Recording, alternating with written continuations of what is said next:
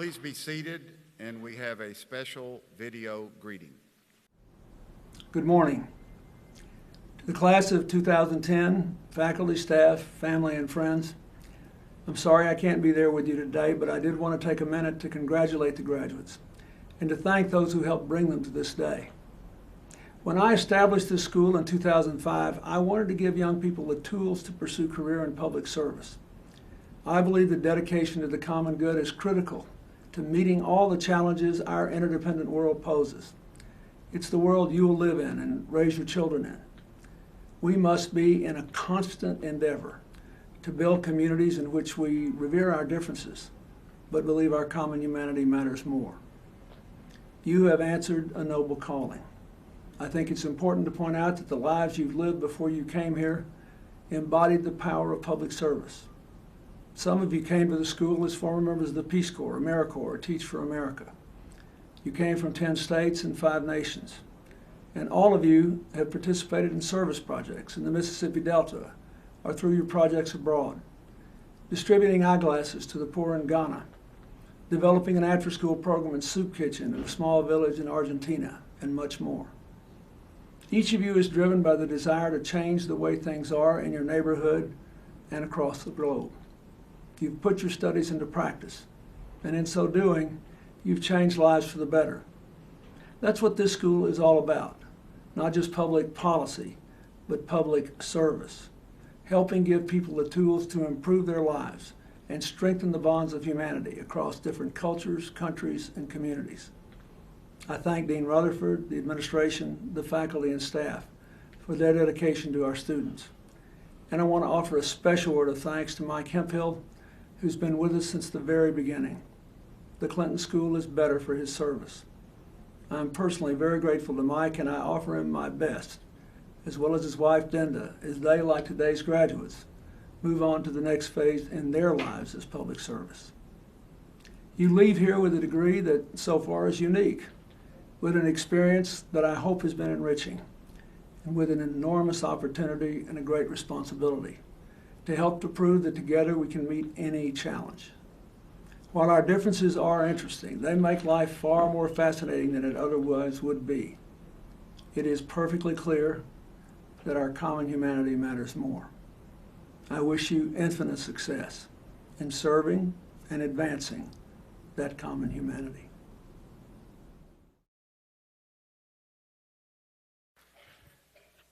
Good morning, and on behalf of our students, faculty, and staff, welcome to the Clinton School graduation.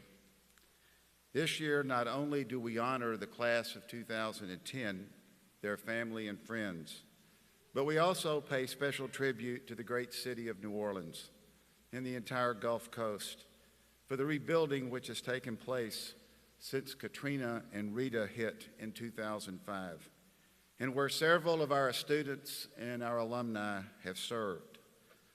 Now let us only hope that the long-term damage from the recent oil spill is far less than anticipated. Today, however, is not just about what happened almost 5 years ago. Rather, it is about resilience, hope, and renewal. It is in that spirit that we proudly welcome you to our 4th graduation ceremony. I thank Dean Mike Hemphill for his leadership and wish Denda and him continued success in the years ahead. My appreciation to our faculty, our staff, Dr. Alan Sugg, and the University of Arkansas Board of Trustees. And for all the mothers and grandmothers with us today, happy Mother's Day tomorrow. May I also ask that you please not take photographs during the ceremony. We have a photographer who will be taking pictures for the awarding of the degrees, and we will provide those to all the graduates and their families. And what is a familiar commentary that I say at most every event, would you please turn your cell phones and other electronic devices off because they tend to interfere with our speaker system. Senator David Pryor tells the story of when the great comedian Bob Hope delivered the commencement address at Georgetown. And when he stood to speak, Emily, Bob Hope said he had one piece of advice for the graduates. don't go. Now, he knew that was impossible when he said it, and so do I. But today, more than ever, I can relate to his words. I will miss this class. In my professional career, I have never enjoyed or been inspired by a group anymore. From civility and respect toward one another, to your academic achievements, to outstanding field service projects, to your community spirit, to winning a kickball championship, and to dominating trivia at the saucer, you excelled. With Bob G. and I occasionally providing colorful commentary from the bleachers, you exemplified teamwork both on and off the field, as well as in and out of the classroom. In all aspects of your Clinton School experience, you developed a strong fan base. And there are many of those fans here today to celebrate this moment and to cheer you on in the future. Most of you worked hard. Some of you played hard. But all of you gave generously of your time and your talents. You reached out to Little Rock, to Arkansas, to America, and to the world. And in doing so, you made things happen rather than asking what happened.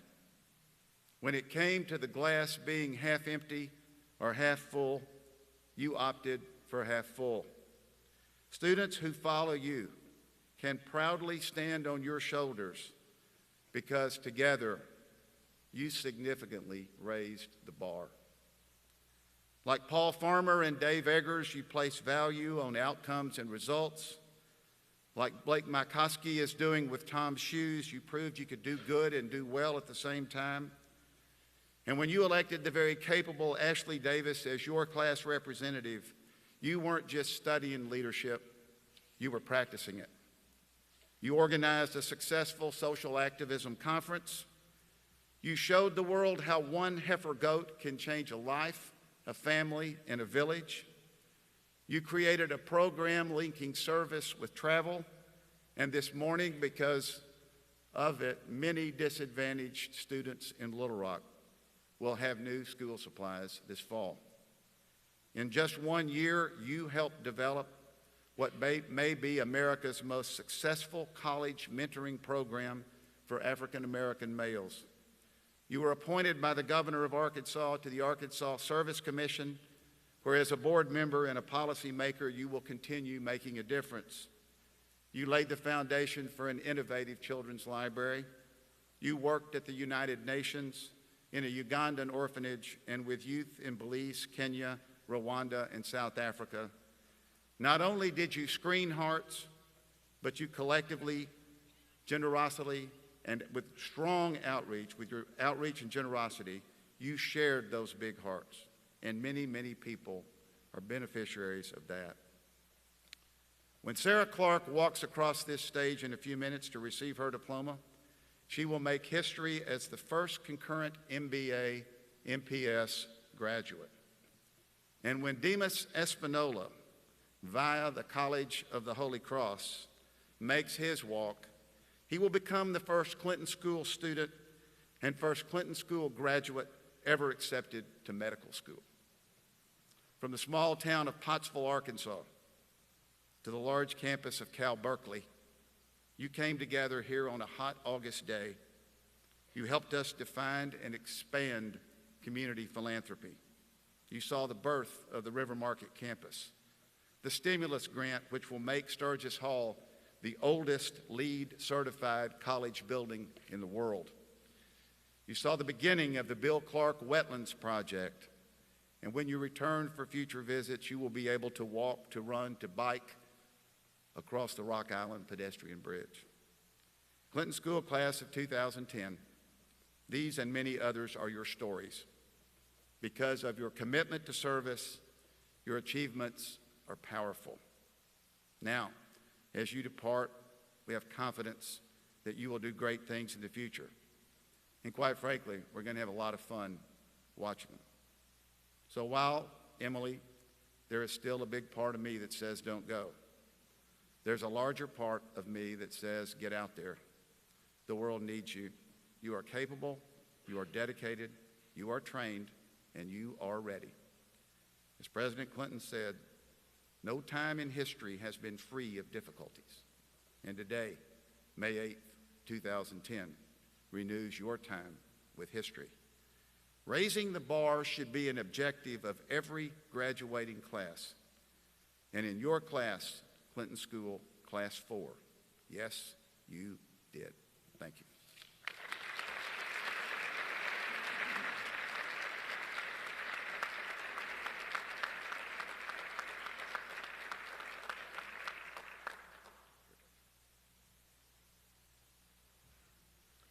Good morning, honored graduates, distinguished faculty, to the parents, family, friends, and guests. I'm Charlotte Williams, Assistant Professor and Director of the Center on Community Philanthropy here at the Clinton School of Public Service. This morning, I have the task of introducing our speaker for today. For the last 5 years, Mike Hemphill has dedicated his talents, his energy, and his humble spirit to making this Clinton School experience amazing. As our Associate Dean, he fostered an environment that allowed our faculty and our students to thrive in their pursuit of the instruction and practice of public service. His leadership has been critical in shaping this school and in the Master's of Public Service degree that our students receive today.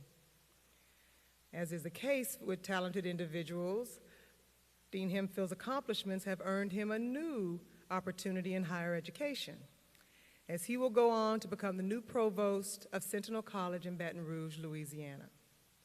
And since this is Dean Hemphill's final commencement at the Clinton School, it is only befitting that Dean Rutherford invited him to address us today. I know I speak for all my colleagues and for these graduates when I say thank you, Dean Hemphill, for your service. We are so proud of your accomplishments, but we will miss you and your wisdom and your kindness and your dedication. You have mentored all of us and encouraged all of us, and we are so grateful to have had you help us make this school great. So, ladies and gentlemen, help me in introducing Dean Mike Hemphill. Thank you so much. That's great. Thank you.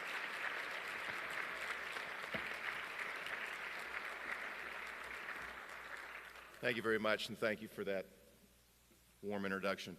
This truly is a great honor. This is something I've never really done before. I've been to a lot of commencements, but I've never had the invitation to speak, and I'm grateful to Dean Rutherford for offering me this and extending this invitation. You know, at college commencement ceremonies all over the country this week and next week, there'll be countless numbers of commencement speakers will explain to graduating students the true meaning of commencement. It's kind of a standard thing that they do.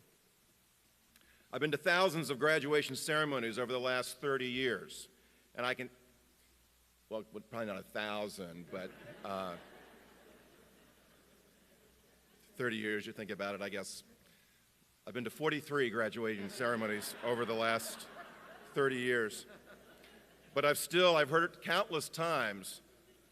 The speaker says, this is not the time to celebrate the completion of something. Your task isn't over. It's just the beginning. That's why it's called commencement. Today is the first day your life in the real world commences. And trust me, you may think you're prepared for it, but you're not. Talk about a buzzkill. I put this "don't be so happy because life is staring you right in the face" commencement address just a half notch below Father Kelly's annual sermon at St. Jared's on the last Sunday before Christmas to remind all of the kids that the true meaning of Christmas isn't even remotely about us getting gifts. Came as quite a shock to a 10-year-old kid who had spent the last 2 months trying to find the perfect walkie-talkie in the Sears catalog. It's been 2 long years. You guys have worked hard. We've had this day circled for a long time. I'm not about to stand up here and tell you that we were just kidding, that this, getting your degree, isn't all that important, that the next thing, whatever it may be, is the most important thing. No, I'm going to tell you right off the bat, congratulations, job well done. Give yourselves a hand.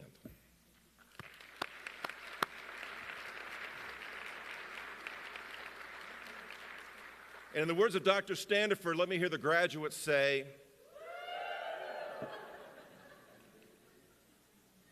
we got here early this morning, and I mean early, right?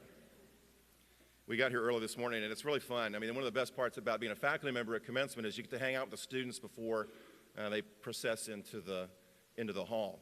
And as the time gets closer, you can see the anxiety level start to build a little bit. And suddenly, there comes a point at which everybody needs a mirror, right? We start putting on the robes and everything and the caps, and everybody needs to find and see themselves. And I want to use that as my jumping off point for my comments today. The looking into the mirror before you go out into the commencement, the looking into the mirror before you think about what you're going to do with the rest of your life. And there's something wonderful about the contradiction in life that mirror represents. That when we think about our future, we always reflect on our past. As we get ready to walk into the future, we can't help but first look into the mirror. Because I think we all realize that through reflection comes guidance. There's 2 reasons why I think reflection is so powerful. You knew that was coming.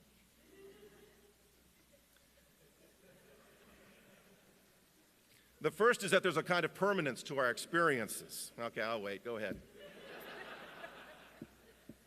Class 5's enjoying that too.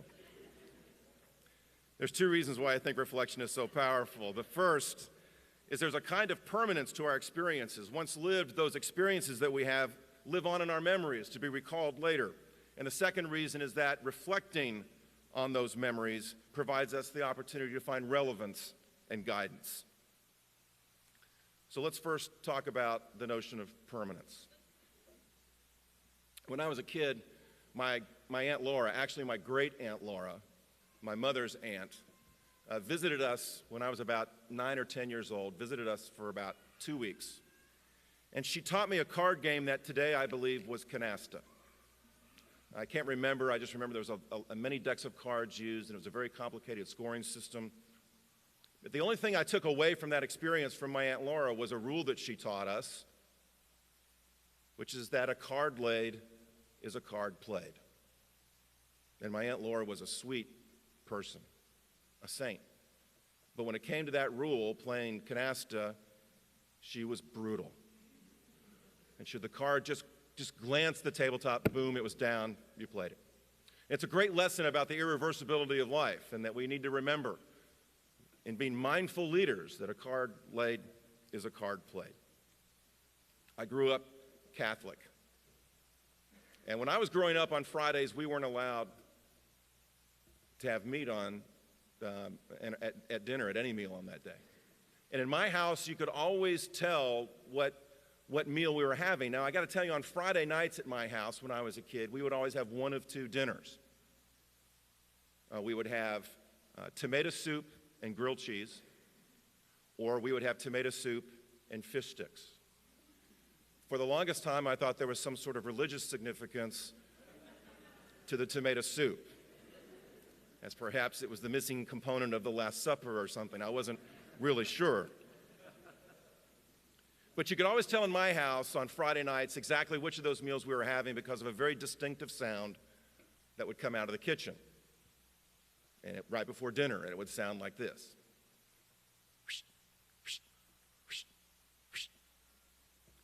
And that would be the sound of my mother standing over the sink with a knife in one hand and a burnt grilled cheese sandwich in the other, scraping the black stuff off of the grilled cheese into the sink.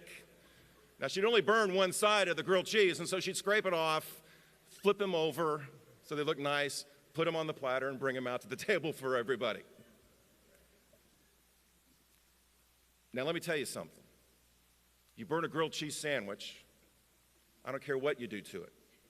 You can scrape it down to the cheese. When you take a bite of it, you know that sandwich is burnt. You wake up the next morning, and it's like, man, that sandwich was burnt last night. There is no escaping it. You cannot, and here's the lesson for the day.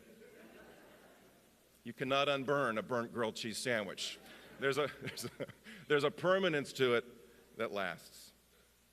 And so I share those stories with you because it suggests that we do need to be mindful in the way we lead our lives, that in fact the things we do have a certain permanence to them, that we don't want to burn the grilled cheese sandwich. By the way, my mom used to hate it when I would tell that story about her burning the grilled cheese sandwiches. So Mom, I'm sorry. My mother's not dead, by the way. I just, she's alive. I wasn't looking up to heaven. I was looking back at the camera. Because when this gets on the internet, she's going to watch it and she's going to hear this. So Mother, I'm sorry. I shared these stories with you for another reason because I used to use these stories all the time. In fact, my first year at UALR in 1981, I used these stories in my class. And in fact, I wish Dr. Sugg were here today because I spoke at a staff Senate meeting and shared the story about the grilled cheese.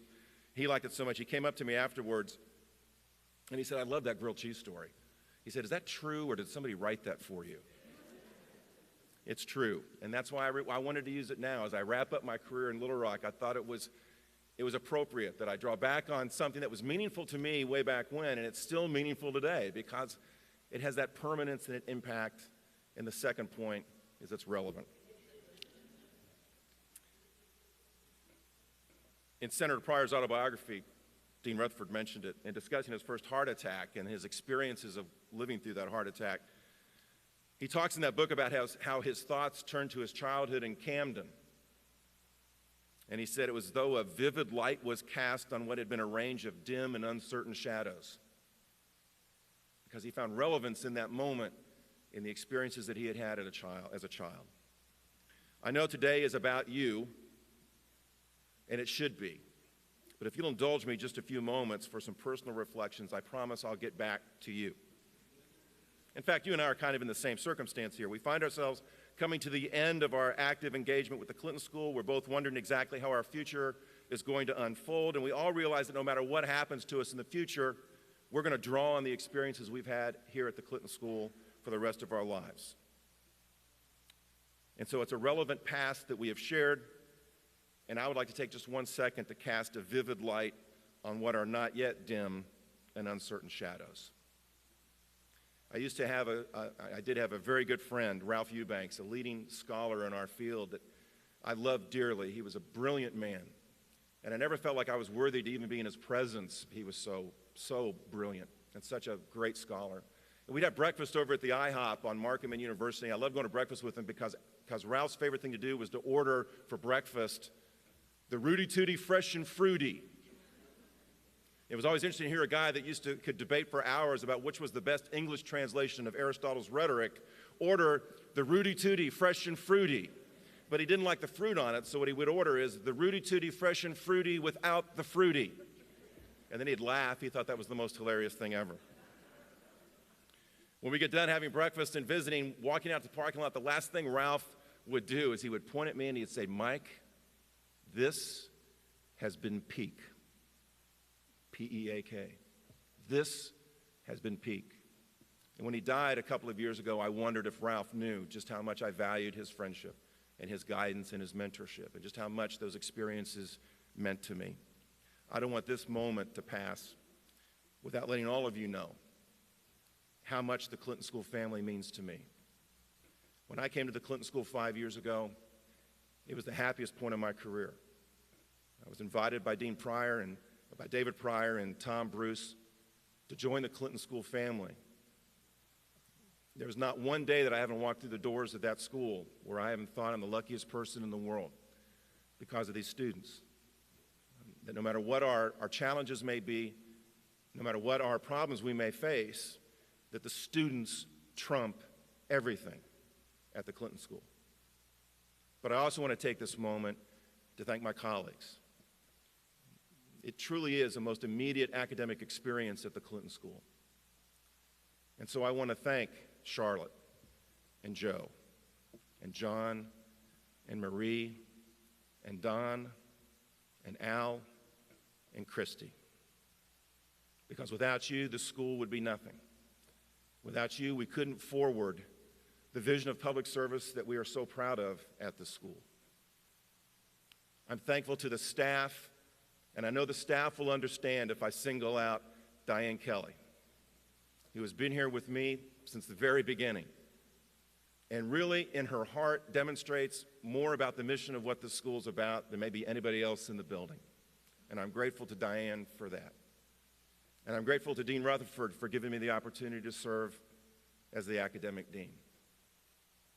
And I want to say one other thing, if you'll indulge me for one moment. I've had a wonderful career. I've spent 30 years in Little Rock. I'm getting ready to start a new adventure. And I couldn't have done any of it without the support and the encouragement of my wife, Dinda. And I love her for that, and I love her for giving me that opportunity. So there you go. I'm doing the very thing that I've been talking about. We're here to celebrate your moving forward in our lives, and all I can do is reflect on past experience. But I'm glad we're doing that. There's a permanence to those experiences that gives us guidance in that reflection. I've been doing a lot of reflecting the last couple of weeks. Actually, I've been doing a lot of looking in the mirror the last couple of weeks. For those of you that don't know, a couple of weeks ago I shaved my beard for the first time in 32 years on a dare from the students. If they raised $5,000 for Race for the Cure, I'd shave my beard off. They raised the money, actually more than that, I shaved it off. The day after I shaved it off, I'm walking down the street, I'm doing the stereotypical thing, I'm looking in the windows and I'm saying, who is that guy? I'd walk into the bathroom and see the mirror and I'm looking and who is that guy? And the first morning I shaved, I was really looking in the mirror and I was really looking at myself and suddenly I saw my dad looking back at me. And I was thinking, I'm 12 years younger than my dad was when he died. And damn, I look like him. And sometimes I look in the mirror and I see my brother Tom smiling back at me. But sometimes I look in the mirror and in my reflection I see Sister William Patrick, who forced me to go to my first speech tournament in 7th grade and influenced my life in ways that she'll never, ever know. And sometimes I look in the mirror and in my reflection I see Dr. Jerry Butler, who was my teacher and my friend and my colleague and so warmly invited me into this profession. And sometimes I look in that mirror here lately and I see Tom Bruce, who showed me the value and the commitment to developing an academic approach to social change. I hope each of you sitting here has had that experience of looking in the mirror and in that reflection seeing those people who have been important in your lives. And maybe some of those people you see in your reflection are here with you today to help you celebrate commencement and your graduation. And if they are, I ask you that sometime before the day is over, go up to them and thank them. Thank them for providing you with permanent and relevant experiences that you'll be able to draw on for the rest of your life. But let me leave you with this thought. Someday, maybe sooner than you realize, someone, maybe someone you wouldn't even expect, is going to look in the mirror at their reflection and see you. Embrace each moment of your life as an opportunity to influence how others will reflect on theirs. Be mindful of the way you interact with others so that you might contribute in a positive way to the social worlds that you make. As President Clinton wrote in Giving, there's a whole world out there that needs you. I congratulate you on this wonderful accomplishment. I love you. I've cherished the time that I've spent with you. And to my friends, and to my students, and to our graduates, it's been peak. Thank you.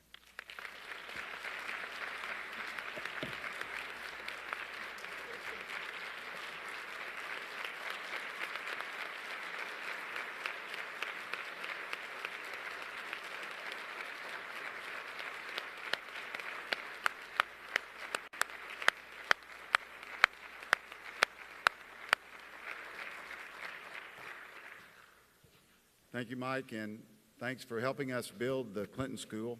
We will be forever grateful, and you're not that far away, and we'll all be calling on you. So you're not exiting, you're just going a little farther than across the river to North Little Rock, but still within striking distance. On the afternoon before Bill Clinton announced for president in October of 1991, a group gathered in the temporary headquarters located in an old paint store on 7th Street, down from Vino's. During that session, someone reminded the group that music was needed to play after the governor had completed his announcement speech. At some point in that discussion, Bruce Lindsay said the governor had told him that he liked an older song by Fleetwood Mac titled "Don't Stop Thinking About Tomorrow." That song had been recommended to him by a student that he had met on a trip to California. Of course, no one had a copy of the song because it had been released 14 years earlier in 1977. Finally, someone went to Walmart to see if by chance they had Fleetwood Mac's greatest hits. Someone speculated that it was unlikely. For sure, they didn't even know whether Walmart was open because at that point they closed, because they thought the group had disbanded a few years before, which was true.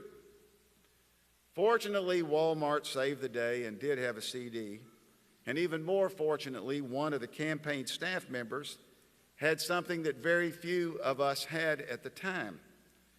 He had a CD player in his car, and people crowded in to listen to the song.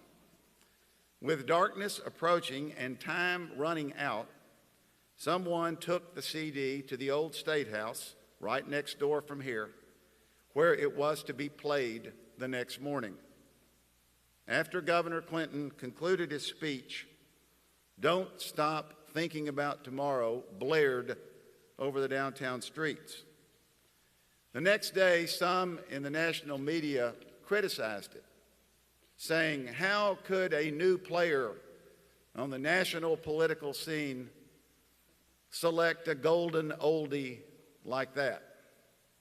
Campaign manager David Wilhelm also received a letter from Fleetwood Mac asking that the campaign cease and desist from playing it. Wilhelm ignored both the letter and the criticism.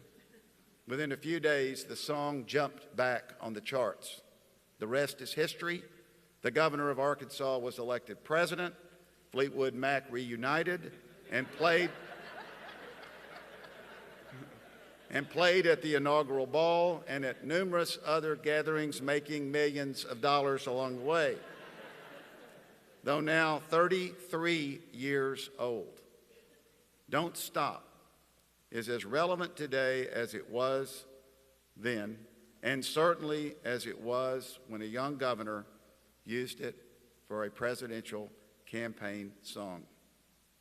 In honor of your future, and in honor of President William J. Clinton, please welcome Clinton School student David Watterson, a member of the class of 2011 and a graduate of the Berklee College of Music in Boston, with "Don't Stop Thinking About Tomorrow."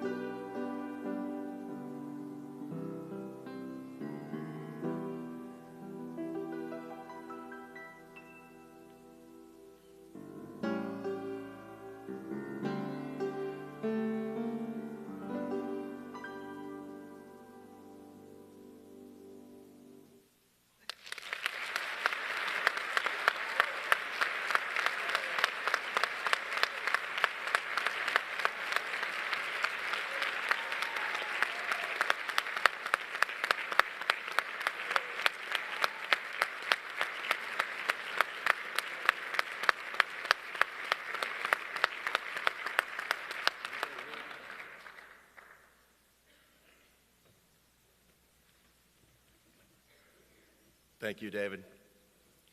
It is now my honor to certify the candidates for the Master of Public Service. Will all candidates who are to receive the Master of Public Service degree please rise and remain standing. Dean Rutherford, on behalf of the faculty, I certify to you that those candidates who have completed all of their academic requirements are entitled to receive their degrees. Dean Hempel, thank you.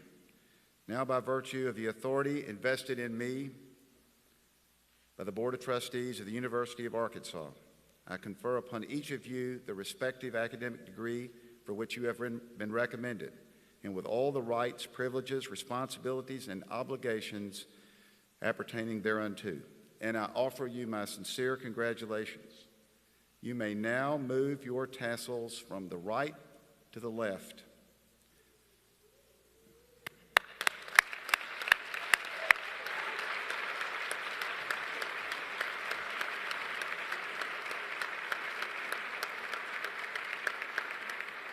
It is now time for the graduates to take the stage for the presentation of their master's hoods and their diplomas.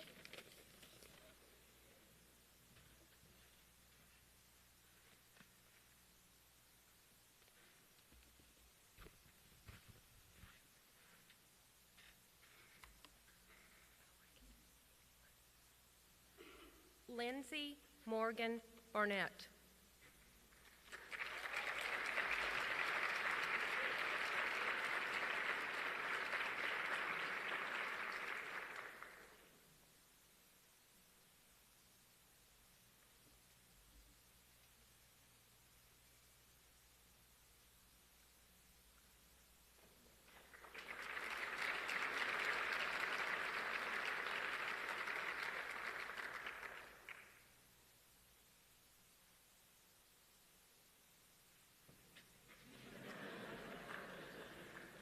Beatrice Bira.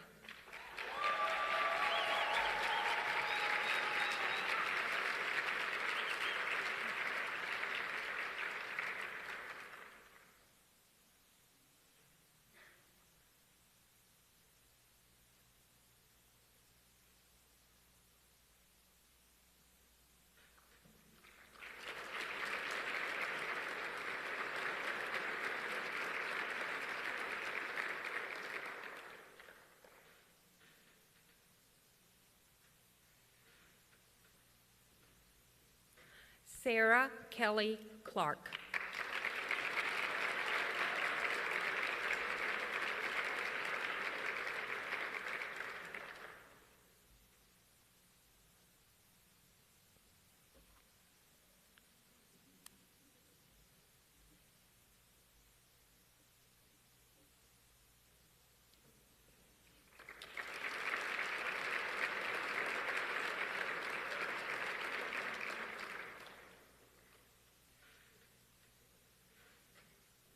Ashley Marie Davis.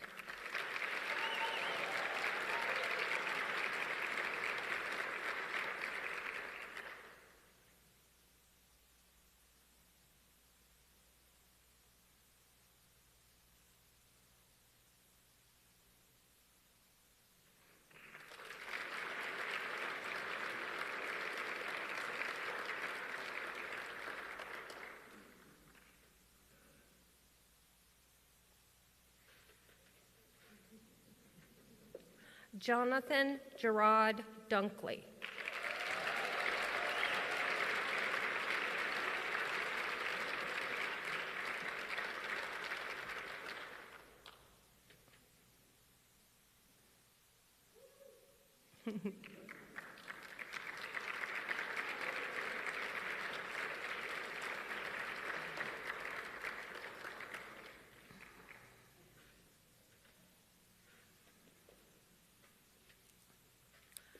Julianne Barrett Dunn.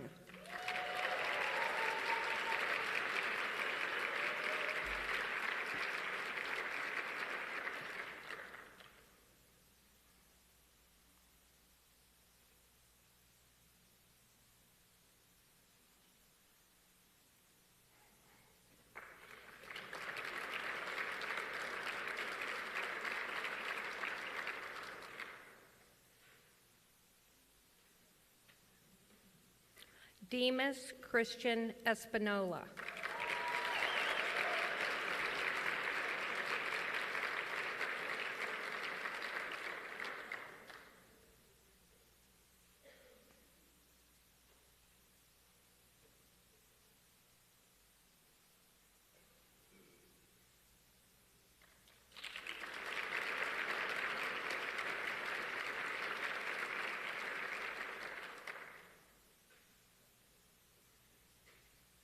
Cole Aaron Fallon.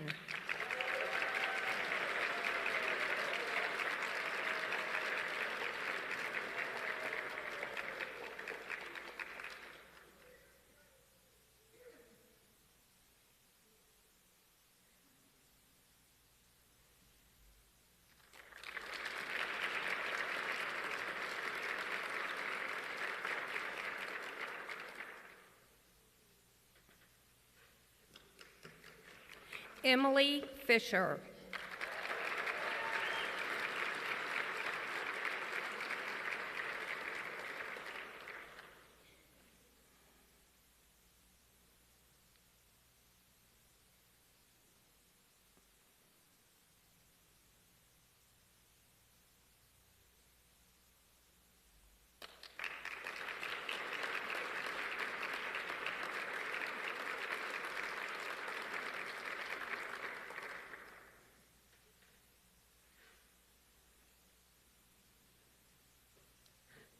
Nicholas D. Hall.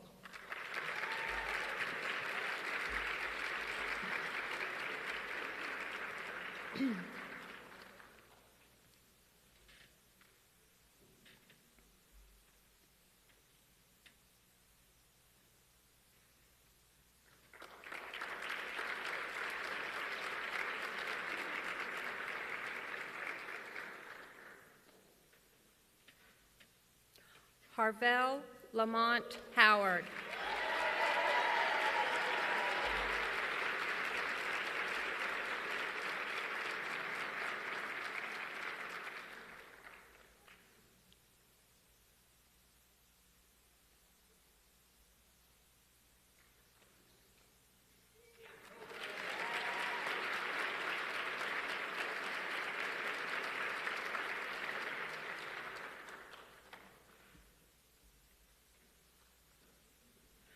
Tezra Jamwa.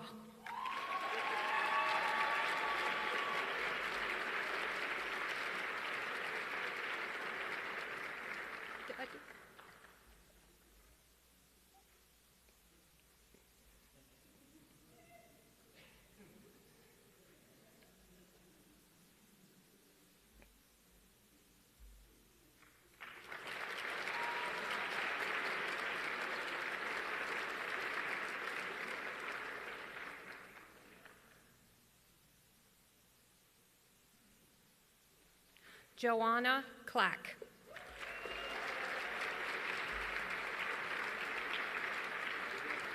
Good.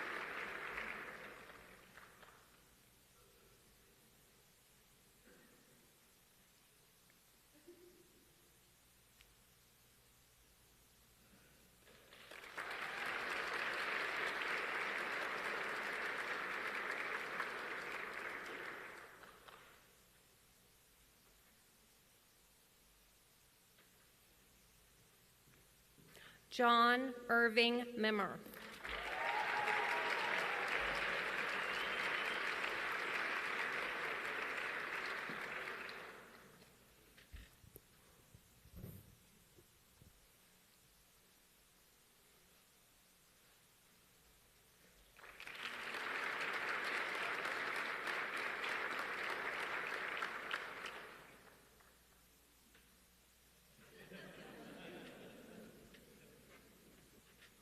William Todd Moore.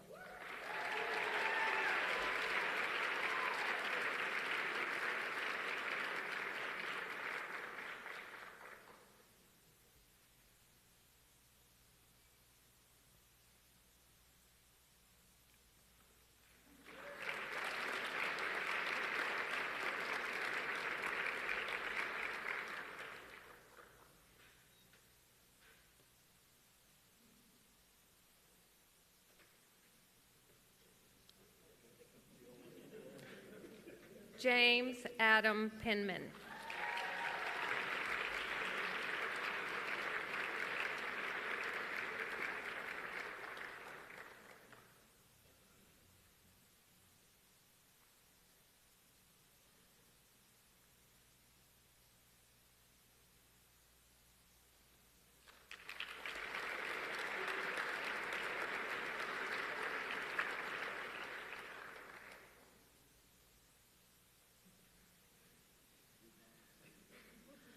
Lisa Porterfield Thompson.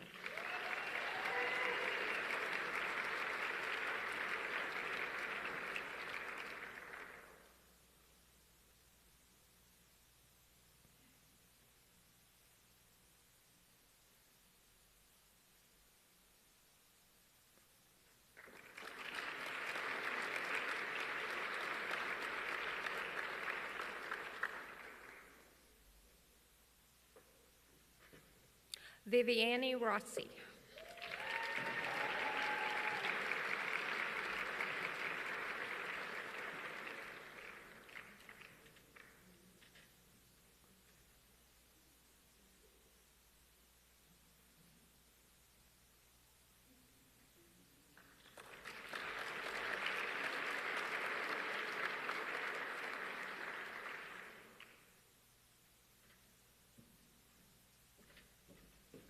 Joshua David Stokes.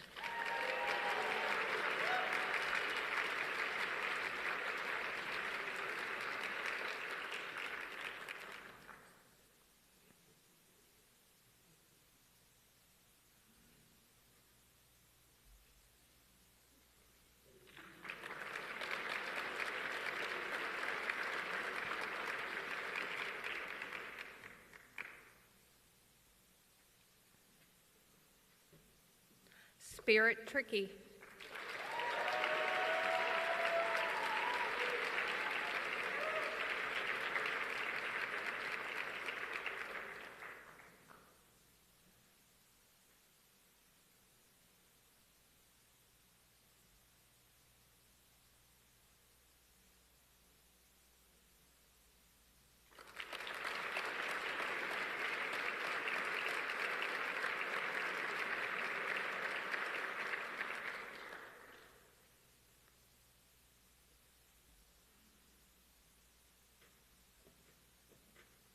Allison Turow.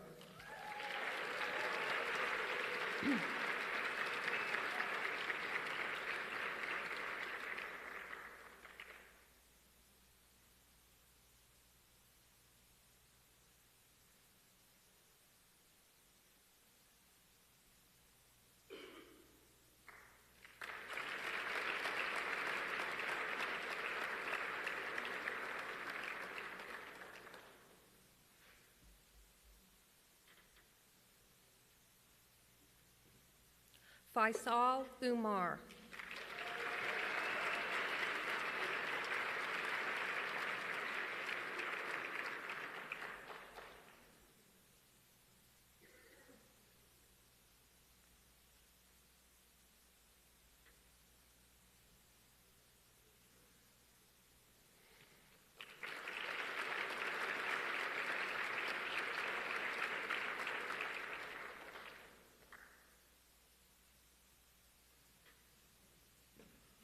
Regina Anise Wilkerson.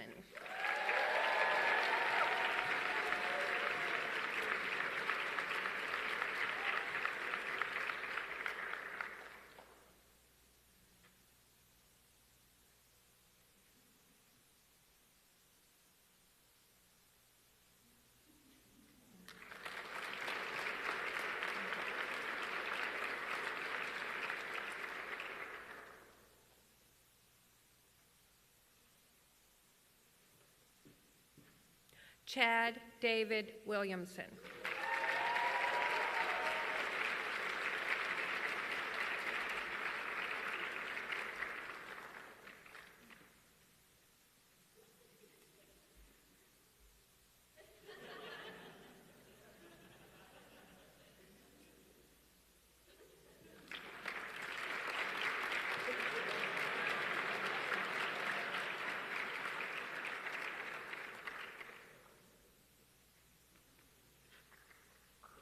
Olivia Lucille Wilmot.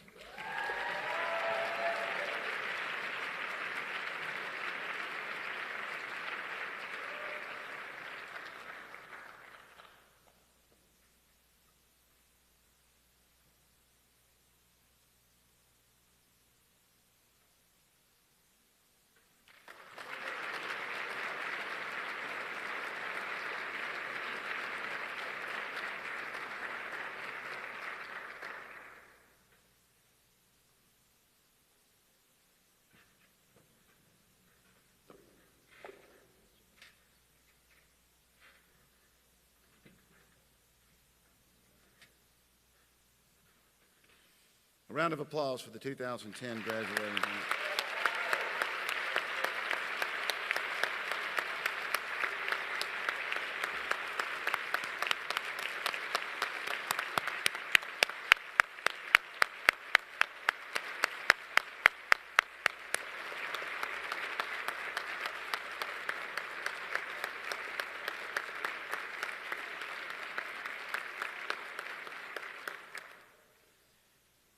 I want to offer a special thanks to Rodney Block Project for the processional of the Saints Go Marching In and the Salute to New Orleans, to the Arkansas Symphony Orchestra who played before the ceremony and will play the recessional, and to good King David Watterson for Don't Stop Thinking About Tomorrow.